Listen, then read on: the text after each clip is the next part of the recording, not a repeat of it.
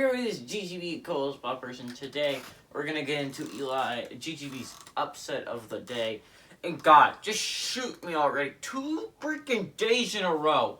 2 days in a row. I get heartbroken. It's just, Creighton 2 days ago.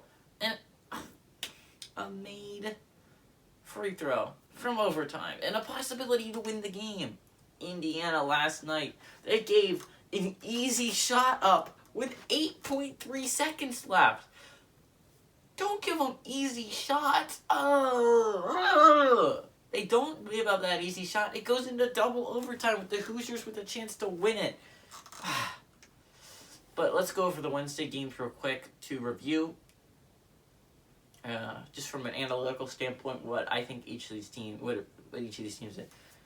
Let's start with the first game. 3:30 Rhode Island at number 13 Wisconsin. This was a huge game. I thought it was a chance for an upset. But then I thought about it, and I thought Marquette just beat them, upset them. I think Wisconsin's going to come in angry. They're going to want to prove that they are a good basketball team. That's what they did. They held Rhode Island, a team that normally makes the playoffs every single year, to 16 points in the first half. That's dominant. That's dominant defense right there by Wisconsin. Again, I feel like I think they put in some backups just to give them some playing time. It was a drubbing. It was horrible. Poor Rhode Island, but I think Wisconsin proved that they are in fact a contender, and they really should be in the top 10. I mean, a loss to Marquette was not a great loss, but it was a close one, and I feel like that's going to really push them moving forward. Northern Iowa, number 19, Richmond. And this was a game that had no business being as close as it was. Northern Iowa really held into it. They were leading at halftime over Richmond. They held into it till about 5 minutes left in till the second half, and they just kind of let it slip away. But God, either Richmond's, I think it's a combination of both. I think UNI is way better than a lot of people expect it to be this year. And I think there's a shot they upset someone in the March Madness tournament. I mean, Richmond's been pretty good this year. But then going to the Richmond side of things, I don't know if Richmond's going to be really that good this year. I don't think they're a team to beat in the top 25, I think they've looked pretty weak, to say the very least, over these last few games. They almost lost to Wofford. They almost lost to UNI. Eventually, this almost losing is going to catch up with them and result in a loss to a not great basketball team. This was the one that really had me like, oh my God, what is happening? Abilene Christian really held in there with Texas Tech. What are you doing, Texas Tech? And this is another thing where I'm like, Texas Tech is not a serious contender this year. I don't even know they should be in the top 25. Who have they beaten so far is my big question. And it doesn't seem like they've really beaten anyone. They've lost to Houston. And, I mean, if losing's a good thing, then, I mean, yeah, give it to them. But, God, I think this is all about, we expect Texas Tech to be a top 25 team, and I don't know if that's a true statement. I don't really think they are a top 25 team. It's the same thing I think of Virginia, by the way. I don't think UVA is a good basketball team, and I think they would have showed it last night, but unfortunately that game was canceled. I was expecting Michigan State to dominate. This was the game. That was the game of the day, in my opinion. Oh my God, it was so close. I was that close to getting a game right this week. Instead, I'm saying 0-3. I have to win out to get a winning record. But Florida State played a very good game, offensively, defensively. Indiana, I think, got jobbed on some calls. There was the one down. There was a set of 3 where I was like, poor Indiana. So, if you didn't know, there was a play where Indiana guy drove down to the basket. He tried to pass it back inside, and it seemed to be tipped off the Florida State guy.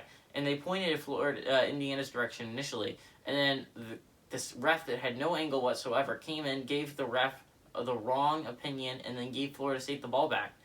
And it was really bad. That was the first bad call. And then Indiana dove on a ball, and the Indiana guy called a timeout. But the ref didn't realize it. And instead, a Florida State guy got into it. It was called a jump ball, and Florida State got the ball. And then they called a questionable foul on Indiana. It's something that Florida State had been doing all night, and much worse. It just seemed... What I hate most about refs is inconsistency. Inconsistency is the worst thing ever. Because if I know I can't touch the guy at all, I'm going to play that way. If you start calling that early, then I'm fine with that. Right? And if you also don't start calling it early, like let's say you just let them body each other. That's also fine. But the fact is they were letting them body all night, and then just a few times they were like, you know what, we're going to sprinkle in some random, you're not allowed to even come close to him kind of calls. It was really odd and really bad reffing. And if there's anything I hate more as a Saints fan than losing, it's bad reffing causing losing. And that was, I really think, what happened to Indiana here. They were ripped by some refs on some of these calls. It was horrible reffing on those ref parts. Texas did what we expected Texas State to do. Texas did what we expected Texas to do to Texas State. I mean, they just absolutely demolished them, crushed them. It was what we expected. I mean, let's be honest. It's what we expected Texas to do. I mean, at least we didn't get a letdown like we did from Richmond and Texas Tech, but they look like Wisconsin here. I really think Texas should be ranked higher than 13, probably a top 10 team in my opinion. They really have a chance to compete against Baylor on Sunday, and I'm really excited to watch that basketball game.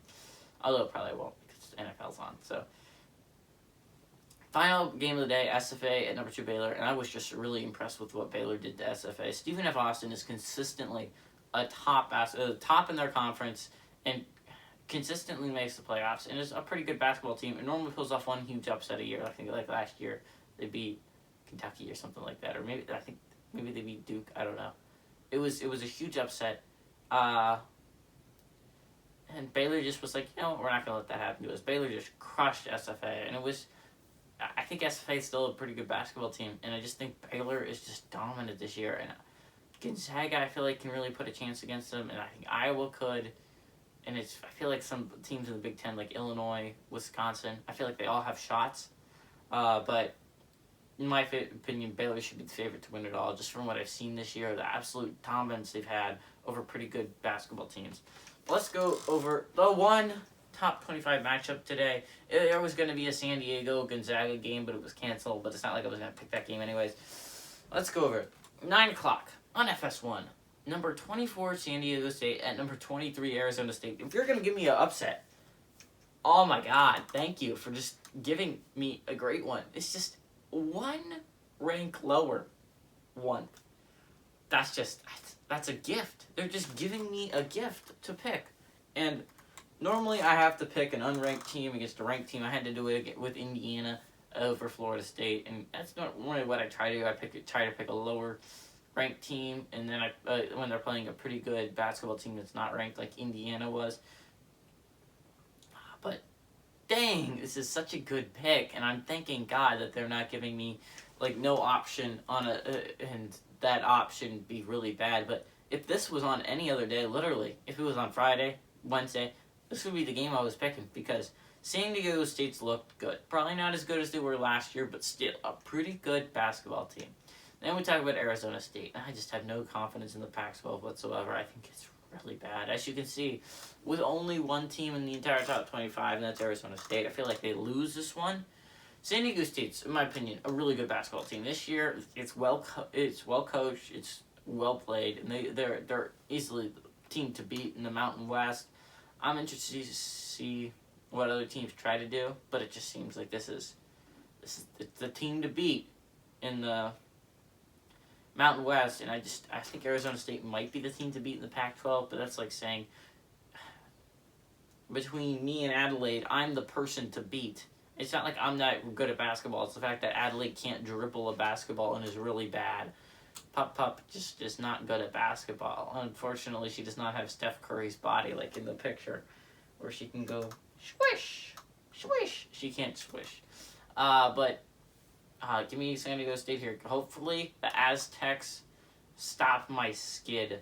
Please, Aztecs, I'm begging you. Stop my skid. Anyways, this is GGB Coles Buffer saying, Go Aztecs!